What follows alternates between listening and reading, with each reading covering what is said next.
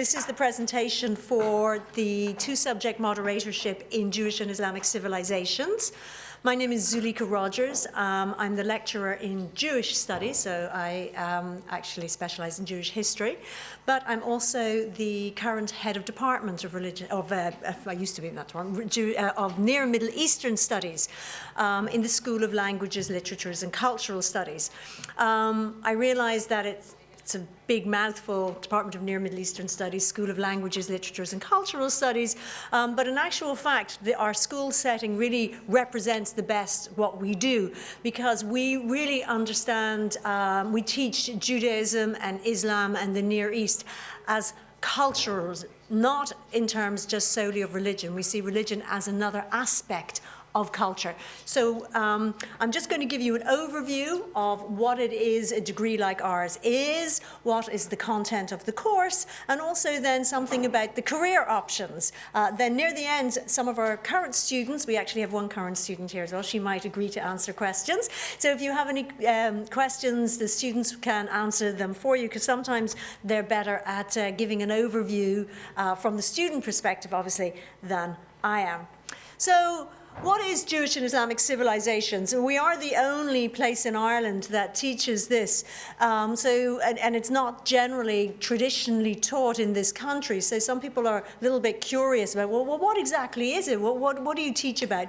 Well, primarily, most of us in the department are cultural historians. So we always take the historical perspective. We look at the ancient Near East, we look at Jewish history and Islamic history from the very origins. So the ancient Near East, we go all the way back to the Bronze Age, but then to the origins of Judaism, the origins of Islam, all the way up to the present. So you very much get the long view. You can do a language. You don't have to do a language. We only start the language in second year, so if you even want to do a language, you have a year to decide which language you're interested in. You can do Hebrew, Arabic, or from next year, Turkish as well. We do literature. We teach the Bible as literature. We teach, Islamic literature, Jewish literature, politics. Obviously, politics, whether they be ancient, medieval, or modern politics, the political discourse is such an important part of the cultural world. Also, in terms of modern courses that we have courses on, modern political Islamic discourse, for example, philosophy, especially in the medieval period. I'm going to come back to all of these subjects. Arts and music, for example, in a course that I do, I look at great Jewish books, so it's literature, but I also contextualize it. For example, when we're doing Jews in America, we talk about music and Jews in the Jazz Age and things like that as well. Religion, we look at religion as another aspect of human civilization. We look at social habits, and I suppose what we really do more than anything else and more than any other degree, I think, in humanities and Trinity is we give you a global perspective. And as you know, nowadays, we're very much living within a global context. So we help you engage with a larger world. Now, again, as I said, this is an unusual degree in Ireland because we're the only one, but really there are comparable degree courses across the world. You can do Near Eastern Studies, Middle Eastern Studies, Near and Middle Eastern Studies, Jewish Studies, Islamic Studies in most of the great universities across the world. So in like NYU, Princeton, Harvard, Yale, Stanford, all those big American universities, University of Toronto, in Britain, Manchester, London, King's, all of those great universities have comparable courses. Australia, it's becoming more important throughout Europe and France and Germany. You've always had these degrees in Middle Eastern studies. Middle East obviously teach them. And it's a big subject in China now as well. Because of trade, so much of Chinese trade, whether it be in energy or Chinese exports, are going through the Middle East. Believe it or not, I've just had a colleague over who teaches Jewish studies in Shanghai, and he was saying this is one of the hot subjects to learn is Middle Eastern studies and Arabic and Turkish in China. So, across the world, there's a realization that a degree in this subject is going to give you a certain amount of dexterity and in modern politics, in history, and in cultures. Now, I like to say, in terms of the scope of our course, and I don't think nobody has contradicted me yet, has brought evidence against this yet, that chronologically and geographically, we do the greatest span of subjects in address them in the university. So chronologically, we go from the Bronze Age all the way up to the present. So if you're interested in studying the ancient Near Eastern cultures of Assyria, Babylon, and Persia, we do those. But all the way up to the present, we talk about modern Holocaust discourse, human rights in the Middle East, contemporary Islamic movements. If you're interested in the ancient world, we have courses in the ancient Near East, on the Jews of ancient Egypt, on ancient Persian Empire. I teach something on Rome and the Judeans. For example, Herod the Great, Masada, the destruction of the temple in Jerusalem. So Greek and Roman periods, late antiquity. The medieval period, of course, for Jews, Christians, and Muslims, the medieval period is an extraordinary period of innovation and change. I'm going to talk to you a little bit more about that. And of course, contemporary issues as well. Geographically, of course, we do the Middle East. We're a Department of Near Middle Eastern Studies, but we also look at Europe. We look at Jews and Muslims in Europe. We look at Asia, we look at North Africa, and we also look at North America. As I said, I teach modules on, for example, Jewish communities in North America and Jewish history in America. So let's just take an example of the sort of things that we do in the contemporary world. Obviously, culture and politics. So you all recognize Malala there. I mean, we have a course this year, for example, for second and third years on human rights in the Middle East. We have courses on Islam and gender. You all probably recognize this man here. We also have something on contemporary Islamic movements. So looking at the Taliban, the Muslim Brotherhood, Al-Qaeda. We also look at other aspects of modern Middle Eastern history. So here, of course, and culture, here, of course, we have the issue of Israel and Lebanon. In terms of the modern world, we also look at culture and art. So how, Jews and Muslims today express their identity through literature, through film, through music. And of course, we look at the culture and religious side of things. Here, for example, we have a course in fourth year solely dedicated to the study of Jerusalem. Jerusalem is a contested city, holy to Jews, Christians, and Muslims, but also contested today by both Palestinians and Israelis. So we will look at what's the history of Jerusalem. We'll look at it through text, through archaeology. Material culture, we'll see the various claims made about Jerusalem. So not only will you know the history, but you'll be able to bring your knowledge of that to current debates. We're always looking at issue of, let's say, ultra-orthodoxy, so religion and the secular world. Again, this is an issue between Islam, you on the one hand, you have secular societies, but you have those people within secular societies who come from a particular religious tradition and want to maintain that, and the type of how that can happen, how these can be negotiated. Here's a new book that came out, The Misunderstood Jew, The Church and the Scandal of the Jewish Jesus. Another very hot topic. Again, these are the sort of subjects that we will engage with from all different perspectives. So, engaging with the contemporary world, involving yourself in the types of cultural, political, identity politics debates that we're all facing today, you can very much bring from our degree. Modern Europe and America, the reason why I put this up, I was looking at my slideshow and I said, well, why did I put this up again? What was the reason? Well, one of the courses, for example, that I teach is about Jews in Europe. And, when Jews became citizens, basically from the period of the French Revolution onwards, how Jews become citizens of Europe. But really what's so interesting about that is not just this historical event, but how the debates that we still have today about what it means to be European, they're having those in the 18th century. What does it mean to allow a minority to become a citizen? How, on the one hand, can you preserve your special distinctive identity and express that, preserve and express that on the one hand, on the other hand, be fully engaged in the wider European society?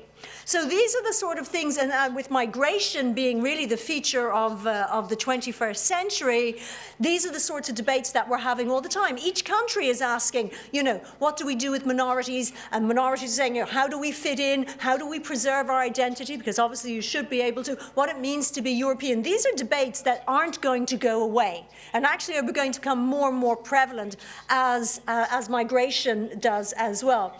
And here we're looking at the Statue of Liberty, and there's this poem. I don't know if any of you realize it was written by a Jewish woman, Emma Lazarus. This poem, "Give me your tired, your poor, your huddled masses yearning to breathe free," it was actually in response to the huge wave of immigration that came from Russia and Eastern Europe at the latter part of the 19th century, because Jews were fleeing from pogroms in persecution in Eastern Europe. And so today we have this. What does it mean to be leaving persecution and coming, to a new place? And those debates, again, should we be giving, should we be opening ourselves to really helping people who are suffering in their own countries? So these, again, although they're historical issues and they're about a minority, a different minority, these are things that are comparable and parallel to contemporary issues. But they're important to study in their own right as history, but also because they're comparable issues.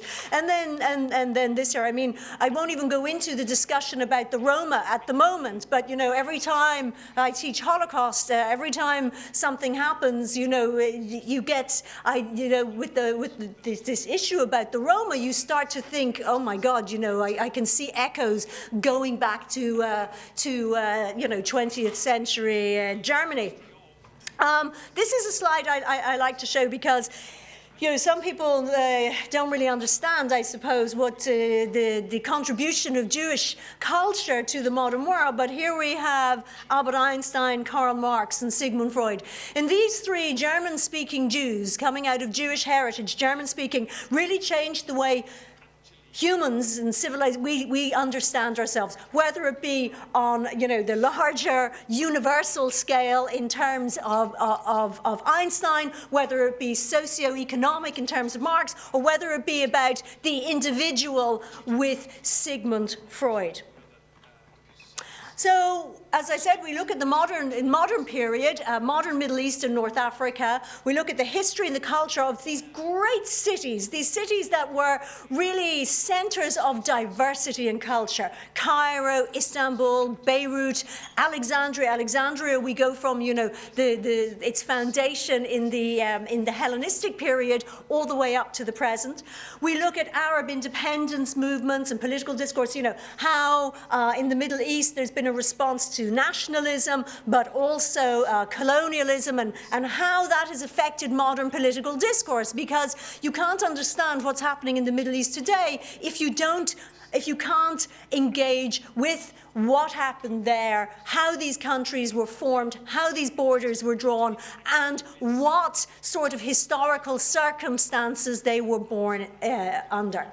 Human rights in the Middle East, this is a very big topic. We have a whole course in second year and third year on human rights in the Middle East. We have one of our lecturers specializes in this. And modernity in Islamic thought, how Muslim communities and thinkers have responded to the challenges of modernity and secularization. We also look at the medieval world. It's extraordinary, when George Bush used the word crusade, and people, of course, talk about clash of civilizations and things as if the medieval world was all about Islam and Christianity going up against each other. And yet, when you come and study with us, we're going to show you that the Islamic world was at the forefront of philosophy, of science, of art, of literature. Many of the great cities and civilizations of the medieval world are Islamic.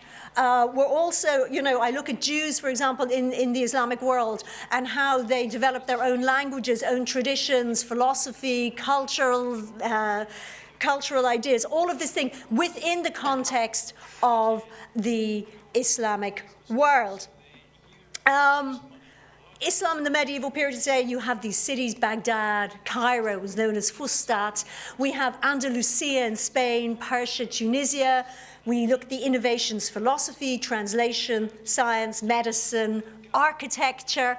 One of the things that I learned in school, and I only realized when I came to university that this isn't the whole story, is what we talked about as the Renaissance, but which nowadays is called the European Renaissance, is because of the translation of the text from the classical period, from Greco-Roman period. But actually how these texts were translated and by whom, somehow this was left out of our education. Of course, they were translated first into Arabic, and this is how they came to the West. So really, the Islamic world in the medieval period is incredibly important.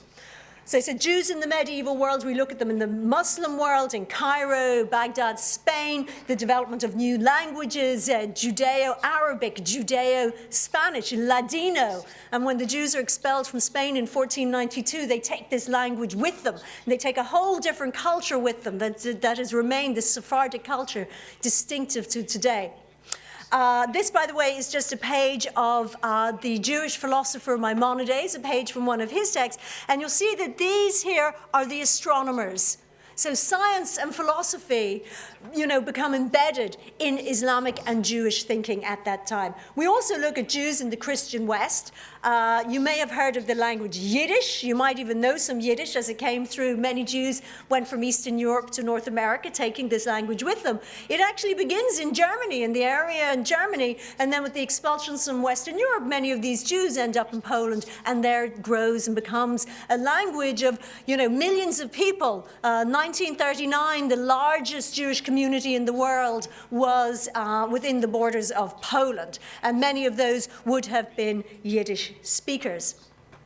But we also go back to the ancient world as well. So if your thing is the Greco-Roman world, or if you're interested in ancient Near Eastern civilizations of Babylon and Assyria, this is a very important degree for you as well. And it's a very good one to combine with classical civilization or ancient history and archaeology. So we look at the Judean communities in Babylon, Assyria, Egypt, but we don't just look at those communities. Obviously, we need to contextualize them. So you learn about these great empires, and of course, within the Greco-Roman world as well. This, by the way, is a frieze from Assyria that is in the Wine Green Museum. One thing that we can also offer in the department is we have a Museum of Biblical Antiquities, over 2,000 objects, and some of the students who are going to talk to you afterwards have actually done internships there. So if you're interested in museum curatorship or just getting some experience, you can also do that. Jews in the Greek and Roman world. The Bible, of course, my colleague who teaches this, she's a specialist in the Jews in the Persian world, but she teaches the Hebrew Bible.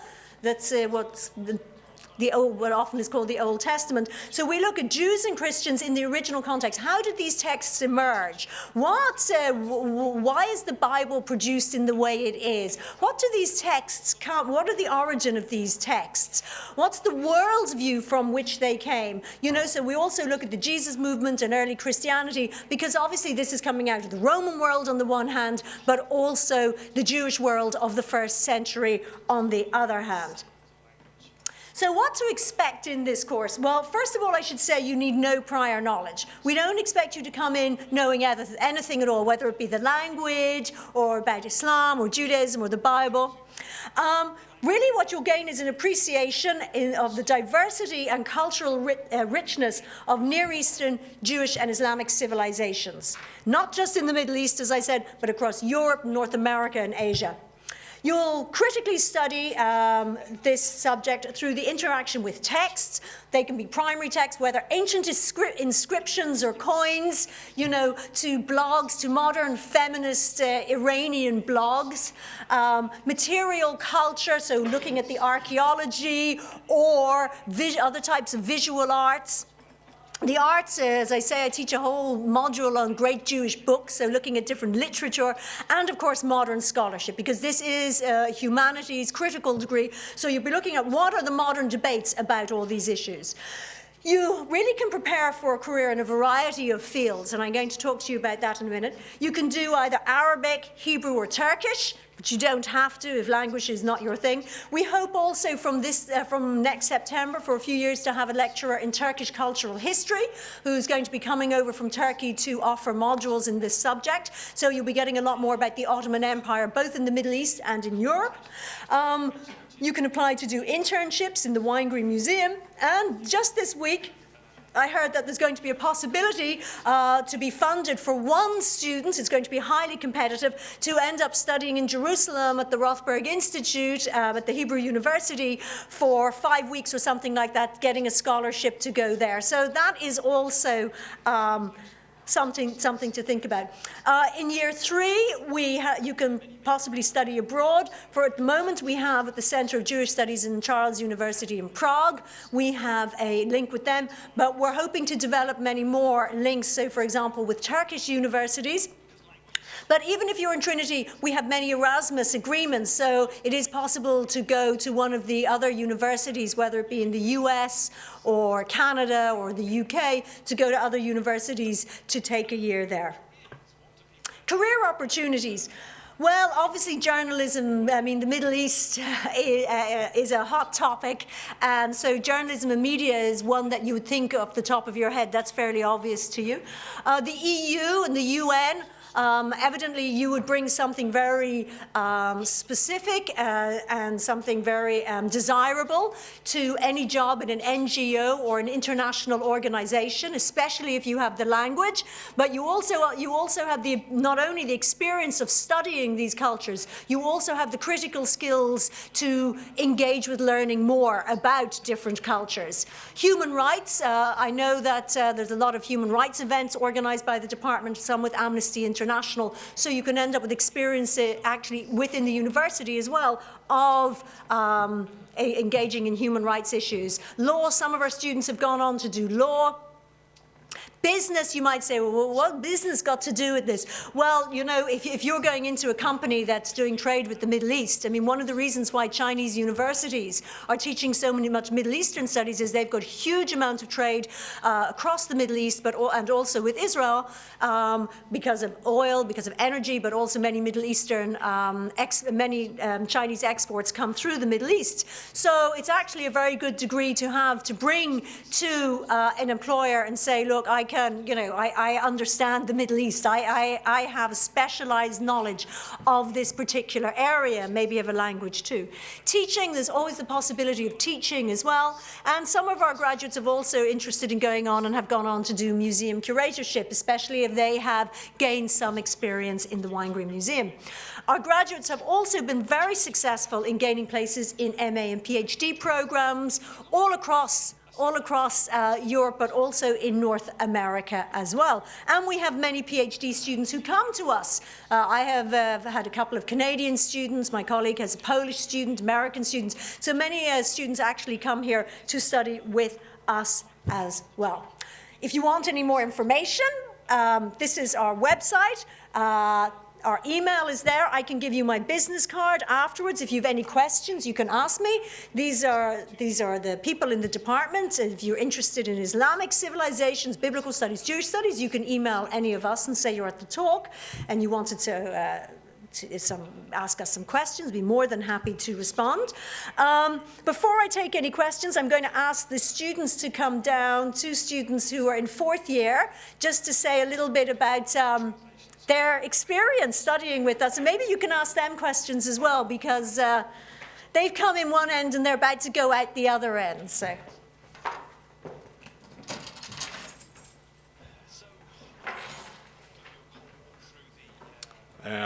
Well, I just want to say that my experience with this course has just been fantastic. It's incredibly interesting. The lecturers have been fantastic as well, and the ability for them to give over so much time to us is just unbelievable. And compared to other courses that are available in the college, just the one-to-one opportunities are outstanding. The range of different courses, different modules you can do within the course is fantastic as well. For example, this year I'm doing a feminism course, and then later on this year I'll be doing a film and literature course based on the Holocaust. So there's a lot of different diversity insofar as what you can study. There's also language opportunities, as Dr. Rogers has also said. I've done 2 years of Arabic, and Talia will tell you more about that. The ability to go on and do Masters and PhDs are very good. That's my long-term plan anyway. Also, the job opportunities are unbelievable. Like, there's employers hanging out the door for people who have this degree, and it's been pointed out to me by both the lecturers and also, giving in my CV to different places. They seem fairly impressed with what I have to offer. That's pretty much it. Thank you. Do you want to stand in case anyone has any questions? Hi, I'm Thalia.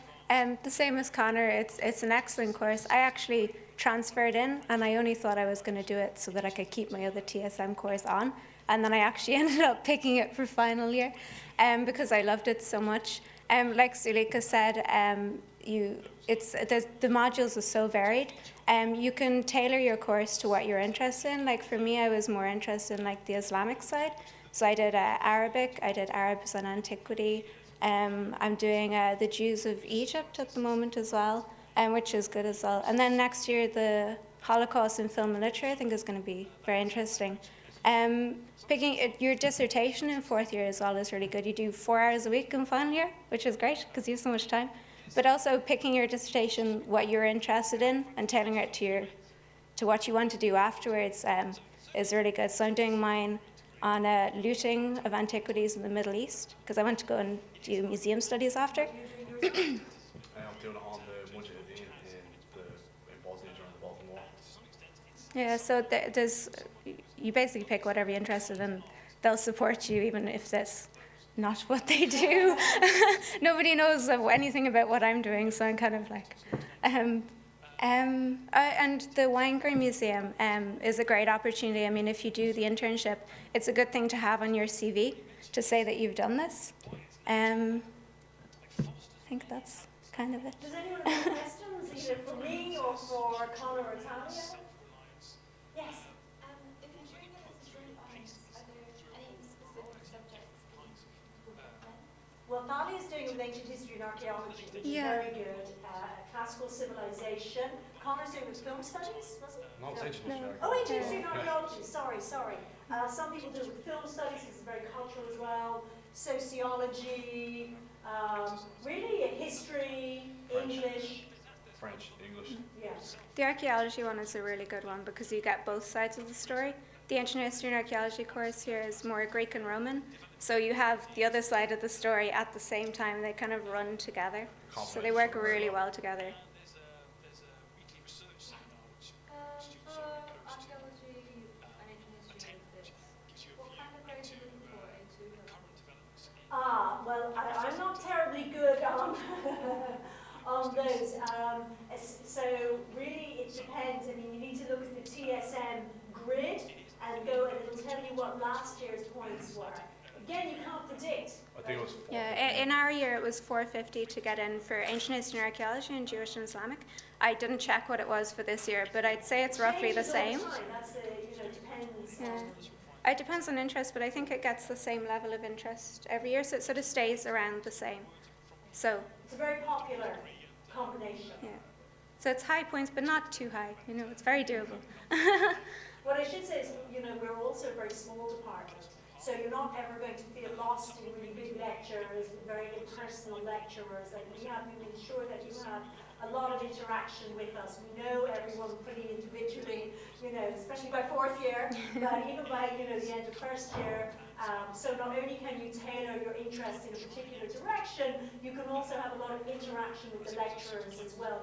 And we have a lot of events, public lectures, visiting scholars, really top scholars in the world, but also human rights activists. There's a lot of these people visiting Trinity, so you will also get exposed to that as well. How are students assessed over the year?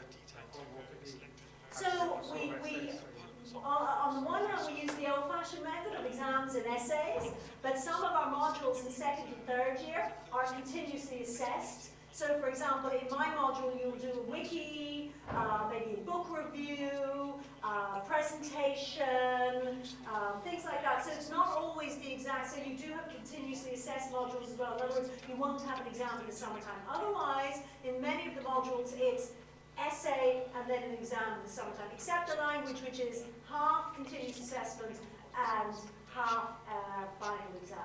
And in fourth year, then you do this final year dissertation between 12 and 15,000 words on a special topic of your choice with a supervisor that you work very closely with. So in final year, you do exams, but you also write this dissertation. And if you're going on to do a master's degree, you know, one of the things that also makes Trinity distinctive and gives an advantage to Trinity students is you do a 3-year undergraduate degree. You don't write a dissertation. So in other universities, only 3 years. In Trinity, you do the 4 years and you write a dissertation. And if you're going on to apply for a master's and you say, well, I've already written a 12 to 15,000 word dissertation, that's going to give you a big advantage over students who've only done a 3-year undergraduate degree and have not written a dissertation. And the dissertation sounds terrifying, but once you start, it's actually alright. It sounds fun, actually. Yeah, it is actually quite fun. Because it's your thing. What do you want? We're not actually lying to get you in, you know. I didn't buy them off very well. Any other questions? Well, if you want, I mean, we have to wrap this up now because there's another subject coming in. But I'm going to be walking out here. We'll be back at our stand. I also have my business card with me so that if you want my email address, you want to contact me directly, you're very welcome to. Thank you again for coming along. And I hope to see you all in September in the classroom.